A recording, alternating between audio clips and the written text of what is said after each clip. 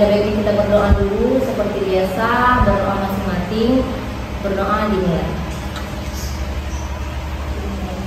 Ya, sebelum kita lanjut, Ibu absen dulu ya. Suci? Nggak tahu. Oh, nggak tahu. Titin? Yuliani? Anissa? Oke, berarti ada 2 orang yang hadir hari ini. Ya, Bu. Ya, kemudian untuk membuat kita fokus ya sebelum kita memulai pelajaran, nah kita ice breaking dulu. Ayo semuanya berdiri. Ya, nanti kita akan bermain kepala, pundak, lutut, kaki. Oke? Kita coba dulu. Kepala, pundak, lutut, kaki, lutut, kaki. Kepala, pundak. Masih ada yang belum fokus. Oke, kita ulangi. Kepala, pundak, lutut, kaki, kaki, lutut, kaki, lutut, kepala, pundak, lutut, kaki, lutut, kaki, kepala, kepala. Oke, sudah fokus semua? Sudah. Oke, tepuk tangan untuk sudah fokus? Sudah. Ya, ada kemampuan yang diharapkan di dalam materi ini atau CPNK yang harus kita capai pada materi ini. Yang pertama itu adalah pemahaman konsep. Di mana untuk pemahaman konsep kalian diharapkan untuk mampu memahami konsep dari aljabar. Yang kedua ada kemampuan menyelesaikan operasi-operasi aljabar dan dalam menyelesaikan soal-soal dari aljabar ini. Kemudian ada pemodelan matematika dalam masalah nyata. Yang akan dihadapkan kepada kalian adalah soal-soal yang berhubungan dengan kehidupan nyata. Kemudian yang terakhir ada kemampuan penataran aljabar. Jadi ada tujuan pada materi ini adalah kalian diharapkan untuk mampu menerapkan atau mengaplikasikan konsep aljabar ini di dalam kehidupan sehari-hari. Contohnya kalian bisa menghitung harga buku ataupun harga pena yang kalian beli dengan harga yang sama. Ya, jadi sesungguhnya bersikap adil itu akan ditempatkan di sisi Allah di sebelah kanan yaitu Ar-Rahman. Bagus sekali, terima kasih Nani. Ya, dari contoh yang Ibu sampaikan tadi, nah dalam kehidupan bermasyarakat ya, di tengah-tengah masyarakat kita harus bersikap adil dan seimbang. Nah, siapa yang bisa menyampaikan hadis yang berhubungan dengan sikap adil dan seimbang tersebut? Siapa yang bisa? Saya Bu. Ya, oke, silakan. Sesungguhnya orang yang berlaku adil di sisi Allah akan ditempatkan di imam mimbar dari cahaya di sisi kanan Ar-Rahman. Oke, betul sekali. Nah, di dalam kehidupan sehari-hari kita juga diminta untuk bisa bersikap adil dan seimbang. Nah, itu contohkan ketika kita dalam hidup bermasyarakat, ya, dalam hidup bertetangga, kita harus bisa bersikap adil dan seimbang. Seperti apa contohnya? Misalkan kita mempunyai tetangga yang sebelah kanan itu Muslim, yang sebelah kiri itu Muslim. Bagaimana kita harus bersifat adil atau seimbang kepada keduanya? Nah, maka apa yang kita punya, misalkan kita ingin membagi makanan kepada mereka, maka kita harus membaginya sama rata, adil ataupun seimbang. Ya, kita bagi ke kanan setengah, kemudian kita bagi ke kiri setengah. Ya, itu yang dinamakan dengan adil. Nah, dalam konteks aljabarnya, dalam konteks matematikanya, setengah ditambah setengah itu akan sama dengan 1. Nah, itu kira-kira konsep di dalam aljabarnya. Bisa dipahami? Oke, minggu kemarin kita kan sudah bahas tentang relasi dan fungsi. Jadi hari ini kita akan membahas mengenai aljabar. Kalian sudah pernah dengar aljabar?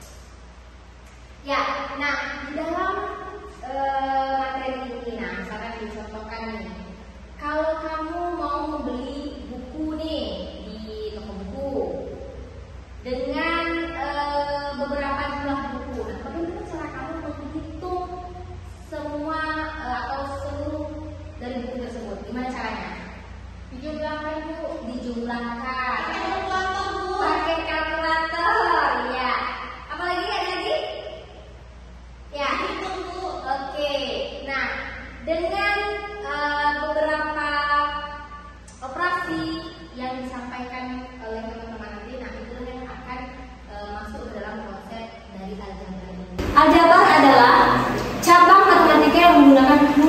soal simbol. Ya. Jadi di dalam aljabar nanti ada simbol atau huruf sebagai pengganti dari nilai. Nah, materi aljabar itu meliputi konsep seperti variabel, ada koefisien, kemudian ada konstanta, dan juga ada suku. Nah, dengan demikian bentuk aljabar itu merupakan suatu bentuk matematika yang terdiri dari huruf dan angka, di mana huruf itu adalah variabel, sedangkan angka merupakan konstanta. Nah, sebelum itu, Ibu ada video. Ayo kita nonton dulu videonya. Oke, silakan. Suatu hari, Dewi dan Musyawarah ketemu yang berada di depan komplek tempat tinggal mereka. Bu Leni membeli buah pisang dan buah stroberi masing-masing sebanyak 2 buah. Sedangkan Bu Sari membeli 1 buah pisang dan 3 buah stroberi. Bagaimana sih cara mengungkapkan buah yang dibeli oleh Bu Leni dan Bu Sari jika menggunakan konsep aljabar ya?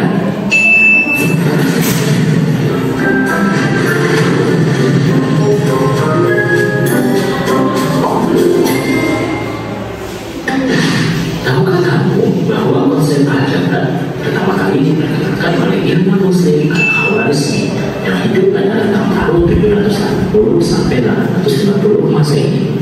Beliau dikenal sebagai Bapak Aljabar. Aljabar adalah bentuk matematika yang melibatkan simbol atau huruf untuk mewakili bilangan yang belum diketahui. Nah, sekarang kita akan coba menyatakan persoalan ini dan Ustaz tadi ke dalam bentuk aljabar ya. Pertama-tama kita tuliskan kembali, Bu Leni membeli buah pisang dan buah stroberi masing-masing sebanyak 2 buah, sedangkan Bu Sari membeli 1 buah pisang dan 3 buah stroberi.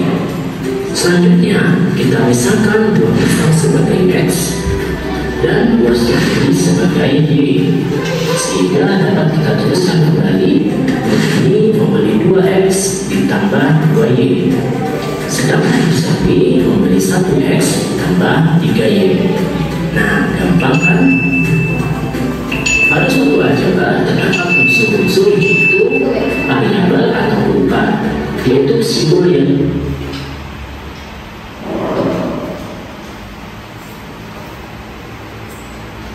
Nah, sudah lihat tadi penjelasan mengenai aljabar. Ya, di dalam operasi aljabar itu terdapat beberapa sifat. Ada sifat di dalam aljabar. Yang pertama ada sifat komutatif, kemudian yang kedua ada sifat asosiatif, dan yang ketiga ada sifat distributif.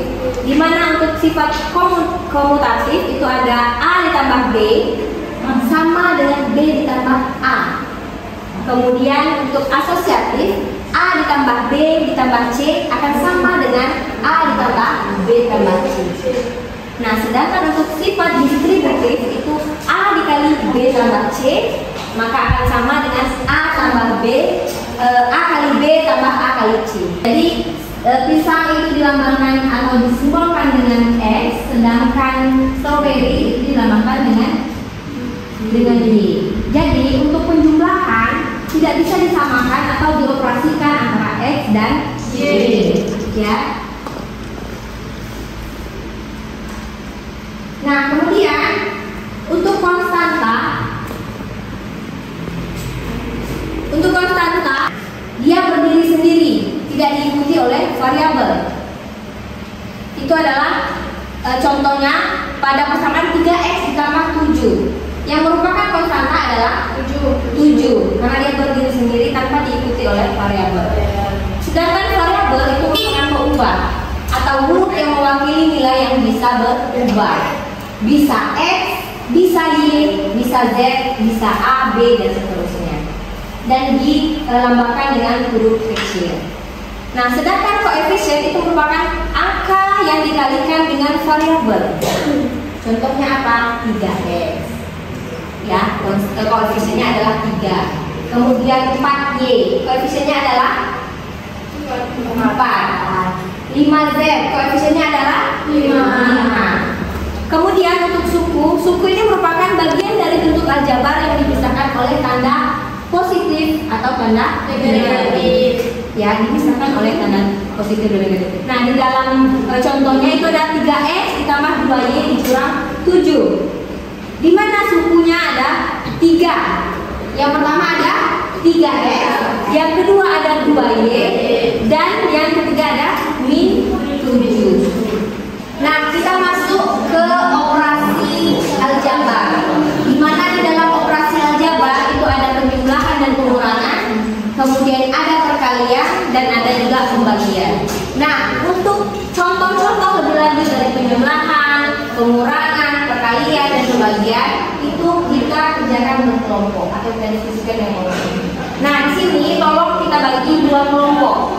Yang di sebelah sini kelompok 1 dan yang di sebelah sini kelompok 2. Nah, silakan bergabung ke kelompok 1.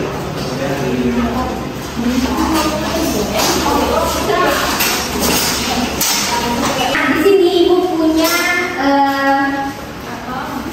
lembar untuk kita kerjakan di kelompok 1 dan di kelompok 2. Nah, silakan dibaca dan didiskusikan oleh masing-masing kelompok. Silakan diskusi. Nah,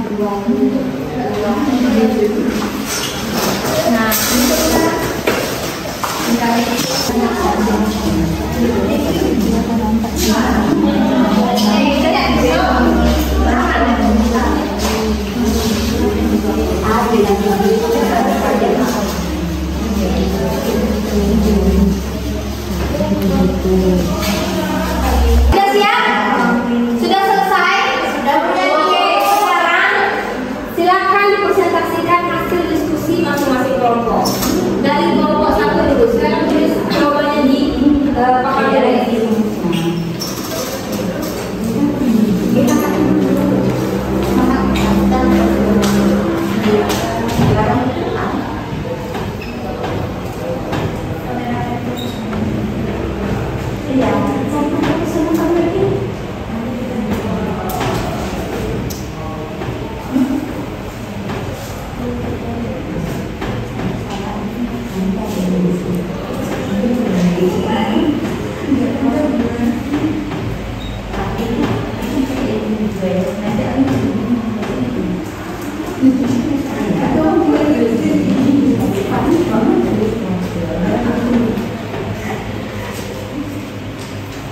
Ya, jadi kesimpulannya apa? Jadi kesimpulannya yaitu sifat komutatif berlaku pada penjumlahan. Ya, komutatif. Ya, ulangan kelompok 1. Kelompok 2. Tulis di sebelahnya ya.